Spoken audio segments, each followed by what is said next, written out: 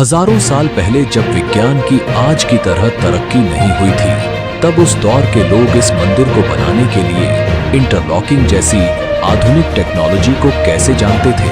और सबसे हैरान करने वाली बात यह है कि बिना किसी नुकसान के 400 सालों तक ये मंदिर बर्फ में कैसे दबा रहा और इसके पीछे की कहानी क्या है।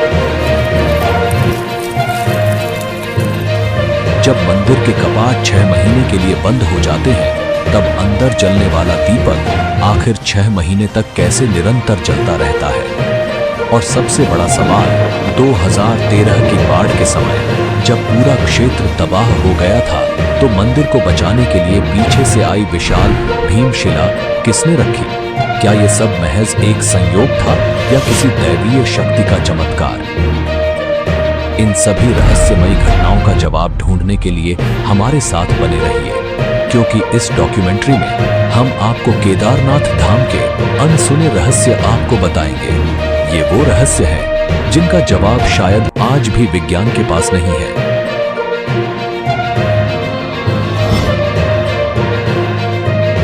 भारत के उत्तराखंड में बसा केदारनाथ धाम केवल एक मंदिर नहीं, बल्कि आस्था, रहस्य और चमत्कारों का अद्भुत संगम है। हिमालय की ऊंचाइयों में 12 ज्योतिर्लिंगों में से एक यह पवित्र स्थल सदियों से भक्तों को अपनी ओर खींचता आया है। पर क्या आप जानते हैं कि इस मंदिर के हर पत्थर के पीछे छिपी हैं अनगिनत कहानियां, जो केवल आस्था ही नहीं, बल्कि चमत्कारों और विज्ञान से भी जुड़ी हैं।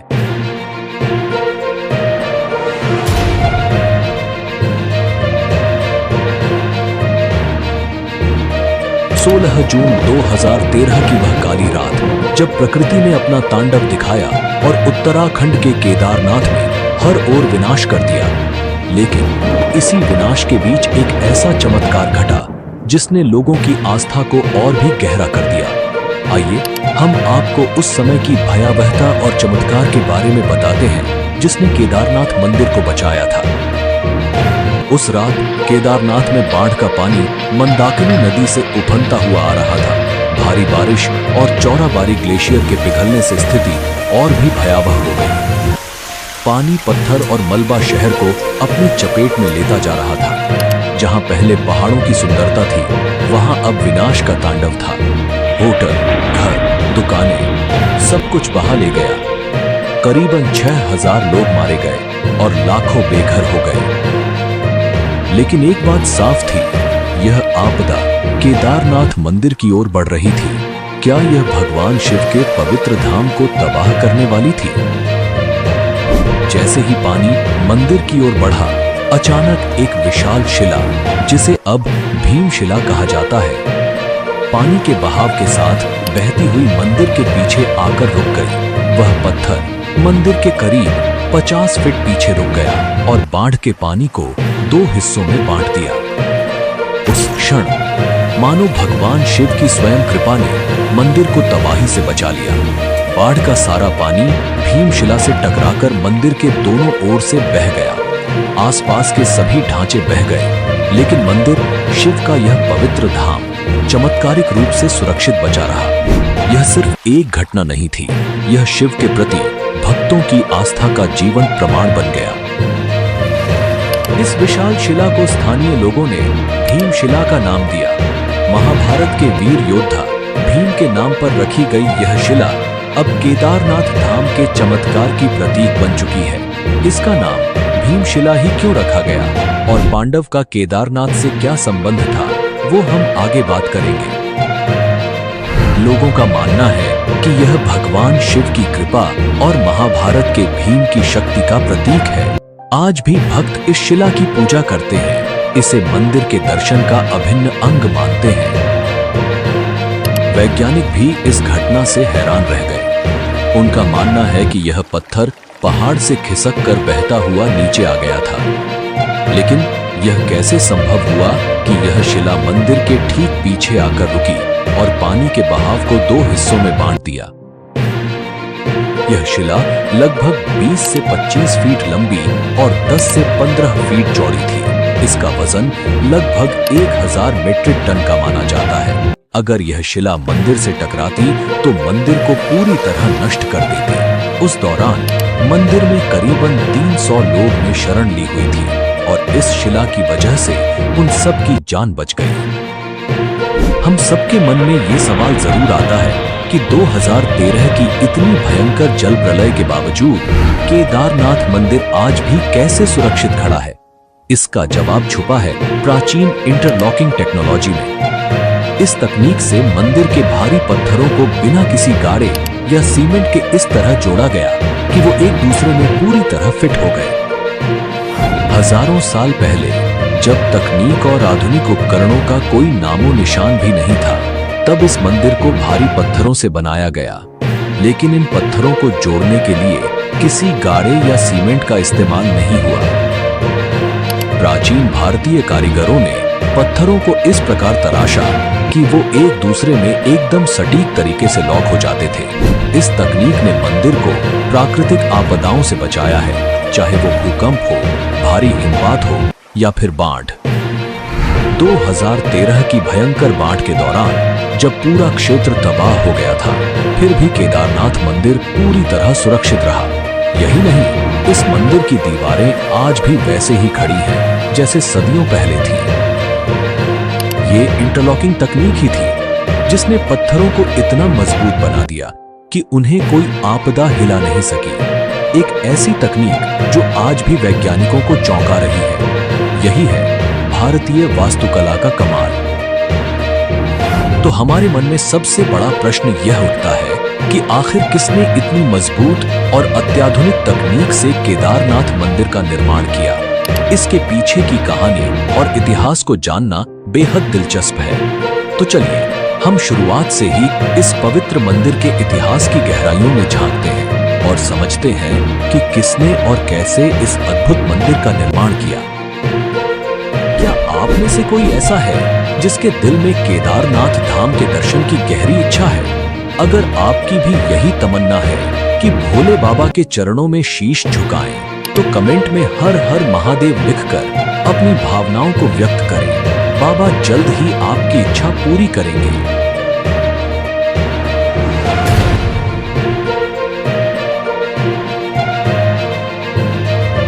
केदारनाथ मंदिर का निर्माण अत्यंत रहस्यमय और प्राचीन माना जाता है। यह मंदिर न केवल धार्मिक दृष्टि से महत्वपूर्ण है, बल्कि इसके निर्माण के साथ जुड़ी पौराणिक कथाएं इस स्थल को और भी अधिक अलौकिक और रहस्यमयी बनाती हैं। इसमें हम 3 कथा पर बात करेंगे, जिसमें सबसे प्रसिद्ध कथा है महाभारत की। तो आइए जानते हैं इस मंदिर के निर्माण के बारे में। धार्मिक ग्रंथों में वर्णित कथा के अनुसार महाभारत के युद्ध में विजय प्राप्त करने के बाद युधिष्ठिर को हस्तिनापुर का राजा घोषित किया गया। लगभग 4 दशकों तक उन्होंने हस्तिनापुर पर शासन किया। एक दिन पांडव भगवान श्री कृष्ण के साथ बैठकर महाभारत युद्ध की समीक्षा कर रहे थे। उस समय पांडवों ने श्री कृष्ण से कहा, हे नारायण, हम भाइयों पर अपने बंधु बांधवों और गुरुजनों की हत्या का कलंक है। इस कलंक को कैसे मिटाया जाए? श्री कृष्ण ने उत्तर दिया, भले ही तुमने युद्ध में विजय प्राप्त की हो, लेकिन तुमने अपने बंधु बांधवों का वध किया है और इसके कारण तुम पाप के भागी बने हो। इन पापों से मुक्ति सिर्फ महादेव ही दिला सकते हैं। इसलिए अब समय आ गया है कि तुम महादेव की शरण में जाओ। इसके बाद श्री कृष्ण द्वारका लौट गए और पांडव पापों से मुक्ति के लिए चिंतित रहने लगे। उसी दौरान पांडवों को खबर मिली कि भगवान श्री कृष्ण ने अपना देह त्याग दिया है। इस दुखद समाचार ने पांडवों को झकझोर दिया। अब जब उनके सदा के सहायक कृष्ण भी नहीं रहे, पांडवों ने अपने राज्य परीक्षित को सौंप दिया और द्रौपदी सहित भगवान शिव की तलाश में निकल पड़े। सबसे पहले पांडव काशी पहुंचे, लेकिन वहां भोलेनाथ के दर्शन नहीं हुए। वे कई अन्य स्थानों पर भी गए, परंतु जहां भी पांडव पहुंचते, शिव जी वहां से चले जाते। इस खोज में वे एक दिन हिमालय तक आ पहुंचे। तब भगवान शिव ने पांडवों को आता देख नंदी का रूप धारण कर लिया और पशुओं के झुंड में चले गए। भगवान शिव को पाने के लिए भीम ने एक योजना बनाई। उन्होंने विशाल रूप धारण कर अपने पैर केदार पर्वत के दोनों ओर फैला दिए ताकि कोई भी पशु उनके पैरों के बीच से निकल सके। लेकिन नंदी रूपी भगवान शिव ने ऐसा नहीं किया। तभी भीम ने नंदी को पहचान लिया और पकड़ने का प्रयास किया, लेकिन शिवजी धरती में समाने लगे। भीम ने उनका पिछला हिस्सा पकड़ लिया। भगवान शिव पांडवों की भक्ति से प्रसन्न हुए और उन्हें दर्शन देकर उनके पापों से मुक्त कर दिया। तभी से भगवान शिव यहाँ नंदी की पीठ के रूप में पूजे जाते हैं। इसी वजह से केदारनाथ का शिवलिंग बाकी शिवलिंगों से अलग है। ऐसा कहा जाता है कि जब भगवान शिव ने पांडवों को उनके पापों से मुक्त किया और उनका प्रायश्चित स्वीकार किया, तब पांडवों ने केदारनाथ मंदिर का निर्माण करवाया। यह भी कहा जाता है कि भगवान शिव का शरीर पृथ्वी के अलग अलग हिस्सों में प्रकट हुआ, जिससे पंच केदार की उत्पत्ति हुई। भगवान शिव का मुख नेपाल के पशुपतिनाथ मंदिर में, भुजाएं तुंगनाथ में, मुख रुद्रनाथ में, नाभि मदमहेश्वर में और जटाएं कल्पेश्वर में प्रकट हुई। यही 5 स्थान पंच केदार के रूप में पूजित हैं। केदारनाथ को पंच केदार में सबसे प्रमुख माना जाता है, क्योंकि यहाँ भगवान शिव के पीठ रूप की पूजा की जाती है। अगर आप पंच केदार के बारे में एक विस्तृत डॉक्यूमेंट्री देखना चाहते हैं तो कमेंट में हमें जरूर बताएं। हम आपको अगली डॉक्यूमेंट्री में इस रहस्यमयी यात्रा पर जरूर ले चलेंगे। केदारनाथ मंदिर निर्माण का दूसरा सबसे पुराना और महत्वपूर्ण पौराणिक संदर्भ भगवान विष्णु के अवतार नर नारायण ऋषि की तपस्या से जुड़ा हुआ है। शिव पुराण की कोटि रुद्र संहिता में उल्लेख है कि बद्रीवन में भगवान विष्णु के अवतार नर नारायण पार्थिव शिवलिंग बनाकर उनकी पूजा करते थे। कहते हैं कि नर नारायण की घोर तपस्या से प्रसन्न होकर भगवान शिव उनके सामने प्रकट हुए और उनसे वरदान मांगने को कहा। नर नारायण ने भगवान शिव से प्रार्थना की कि वे इस पवित्र स्थान पर सदैव ज्योतिर्लिंग के रूप में निवास करें, ताकि सभी भक्त उन्हें साक्षात देख सकें। भगवान शिव ने यह वरदान स्वीकार किया और तब से यहाँ उनकी पूजा ज्योतिर्लिंग के रूप में होती है। इस कथा के अनुसार केदारनाथ का ज्योतिर्लिंग भगवान शिव का एक महत्वपूर्ण रूप है, जो नर नारायण की तपस्या के कारण स्थापित हुआ। यह स्थान शिव और विष्णु की अद्वितीय एकता का प्रतीक है, जहां शिव जी केदारनाथ में ज्योतिर्लिंग के रूप में और विष्णु जी बद्रीनाथ धाम में विराजमान हैं। कहा जाता है कि 8वीं शताब्दी में आदि शंकराचार्य ने केदारनाथ मंदिर का पुनर्निर्माण करवाया और हिंदू धर्म के पुनर्जागरण में महत्वपूर्ण भूमिका निभाई। उन्होंने केदारनाथ मंदिर में ज्योतिर्लिंग की स्थापना की और इस मंदिर को एक प्रमुख तीर्थ स्थल के रूप में स्थापित किया। आदि शंकराचार्य ने केदारनाथ में अपने अंतिम दिन बिताए और यहीं पर उन्होंने मोक्ष प्राप्त किया। उनकी समाधि आज भी केदारनाथ मंदिर के पीछे स्थित है, जहां भक्त उनकी पूजा और स्मरण करते हैं। हाल के प्रमुख इतिहासकार डॉक्टर शिव प्रसाद डबराल का मानना है कि शैव संप्रदाय के अनुयायी आदि शंकराचार्य और उनके छात्रों के आने से बहुत पहले इस क्षेत्र में सक्रिय थे। इस मान्यता के आधार पर यह संभव है कि मंदिर की प्राचीनता को सटीक रूप से निर्धारित करना मुश्किल हो, खासकर जब पाली या ब्राह्मी भाषा में लिखी गई लिपि को अब तक पूरी तरह पढ़ा नहीं जा सका है। मध्य प्रदेश के ग्वालियर राज्य में पाए गए एक पत्थर के शिलालेख से यह पुष्टि होती है कि मालवा के राजा भोज, जिन्होंने 1077 से 1099 ईस्वी तक शासन किया था, वो केदारनाथ मंदिर के निर्माण के लिए जिम्मेदार थे। इस दावे का समर्थन एपिग्राफिया इंडिका खंड 1 नामक ग्रंथ से भी होता है। यह शिलालेख एक महत्वपूर्ण प्रमाण है जो राजा भोज के समय के दौरान मंदिर के निर्माण का संकेत देता है।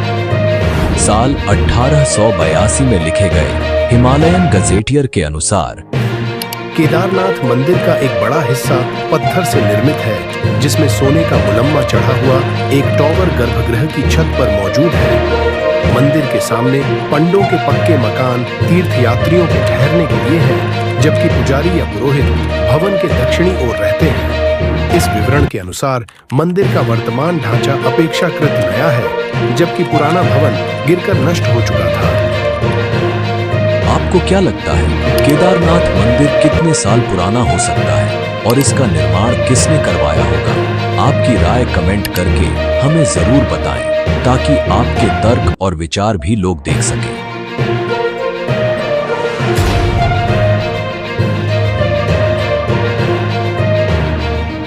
अब हम आपको एक ऐसे अध्याय में लेकर जा रहे हैं जो आपको हैरान कर देगा। यह केदारनाथ धाम के इतिहास का वो हिस्सा है जब यह भव्य मंदिर 400 साल तक बर्फ में दबा रहा और फिर भी सुरक्षित बचा रहा। यह कैसे संभव हुआ? क्या यह भगवान शिव की कृपा थी या प्रकृति के अद्भुत विज्ञान का चमत्कार? इस रहस्य को समझने के लिए हमें इतिहास के पन्नों में और गहरे उतरना होगा। ऐसा कहा जाता है कि 13वीं से 17वीं शताब्दी तक केदारनाथ मंदिर लगभग 400 वर्षों तक बर्फ की मोटी परत के नीचे दबा रहा। इसे छोटा हिमयुग भी कहा जाता है, जब हिमालय में ग्लेशियरों का विस्तार इतना बढ़ गया था कि केदारनाथ धाम जैसे बड़े क्षेत्र पूरी तरह बर्फ में समा गए। लेकिन सबसे चौंकाने वाली बात यह है कि इतने वर्षों तक बर्फ के नीचे दबे रहने के बावजूद मंदिर की संरचना को कोई गंभीर नुकसान नहीं पहुंचा। देहरादून स्थित Wadia institute of Himalayan geology के वैज्ञानिकों ने इस रहस्य पर गहन अध्ययन किया। वैज्ञानिक विजय जोशी के नेतृत्व में इस क्षेत्र की गहन जांच की गई और यह पाया गया कि मंदिर की दीवारों और पत्थरों पर आज भी बर्फ के दबाव और हिमनदीय गतिविधियों के निशान साफ देखे जा सकते हैं। लेकिन जो सबसे खास बात सामने आई वह थी मंदिर की पत्थरों की ल्यूमिनेसेंस डेटिंग, जिससे यह प्रमाणित हुआ कि मंदिर उस दौर में बर्फ के नीचे दबा रहा। तो क्या यह केवल स्थापत्य कौशल था या कोई और रहस्यमय शक्ति? केदारनाथ मंदिर की मजबूत संरचना ने इसे बर्फ के नीचे दबने के बावजूद पूरी तरह से सुरक्षित रखा। मंदिर का निर्माण विशाल पत्थरों से हुआ है, जिन्हें इंटरलॉकिंग तकनीक से जोड़ा गया है। बिना सीमेंट के इन पत्थरों की आपस में जकड़ इतनी मजबूत थी कि बर्फ का भारी दबाव भी इसे हिला नहीं सका। दोस्तों, अगर आपको हमारी वीडियो पसंद आ रही है तो अभी लाइक करें और चैनल को सब्सक्राइब करना न भूलें। आपका एक लाइक और सब्सक्रिप्शन हमें और भी बेहतर कंटेंट लाने में मदद करेगा।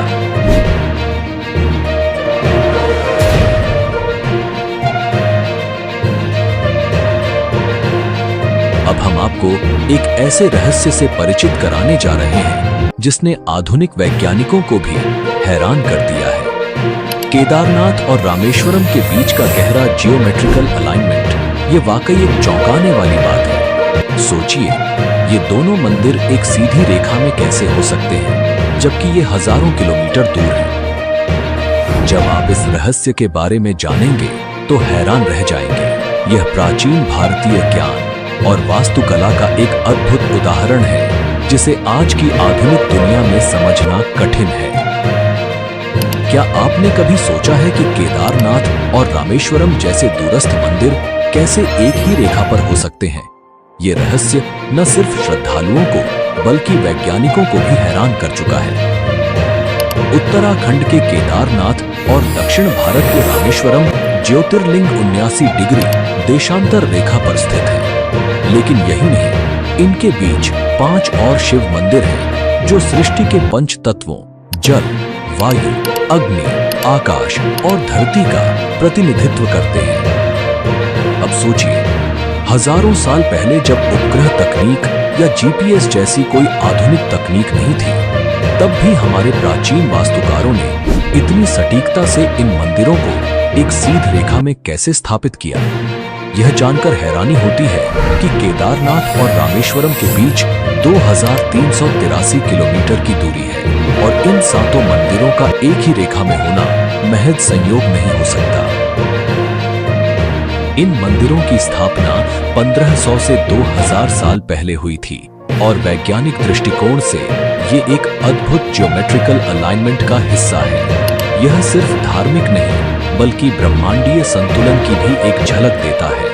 ये इस बात का प्रमाण है कि हमारे पूर्वजों के पास गहरे वास्तुकला और भूगोल का ज्ञान था।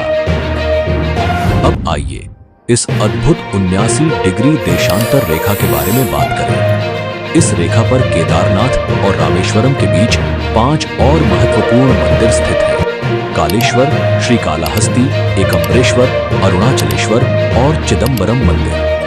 यह सोचने पर मजबूर कर देता है कि कैसे प्राचीन वास्तुकारों ने बिना किसी आधुनिक तकनीक के यह सब किया। उज्जैन के महर्षि पाणिनि संस्कृत विश्वविद्यालय के प्रोफेसर डॉक्टर उपेंद्र भार्गव का भी यही कहना है। यह तथ्य सही है कि ये मंदिर 79 डिग्री देशांतर पर स्थित है। हालांकि इनकी स्थापना अलग अलग समय पर हुई, इसलिए यह कहना कठिन है कि इन्हें किसी विशेष जियोमेट्रिकल अलाइनमेंट के तहत बनाया गया था। लेकिन एक बात निश्चित है, इन मंदिरों की स्थापना में अक्षांश और देशांतर का पूरा ध्यान रखा गया था और वास्तु सिद्धांतों का सटीक पालन किया गया है। ये रहस्य आज भी बना हुआ है, जो हमें प्राचीन भारतीय ज्ञान और विज्ञान की गहराई से रूबरू कराता है। ऐसे में क्या आप भी सोच रहे हैं कि यह सब कैसे संभव हुआ? क्या यह महज संयोग है या प्राचीन ज्ञान का कोई अदृश्य सूत्र? यह सवाल हम सभी को सोचने पर मजबूर करता है। क्या आपको पता है कि विमान का कॉन्सेप्ट प्राचीन भारतीय शास्त्रों में मिलता है और आज भी लोग इसका उपयोग करते हैं? अगर आपको भी ऐसी प्राचीन भारतीय टेक्नोलॉजी के बारे में पता है तो कमेंट में जरूर बताएं। इससे दूसरे लोग भी हमारी प्राचीन तकनीक के बारे में जान सकेंगे।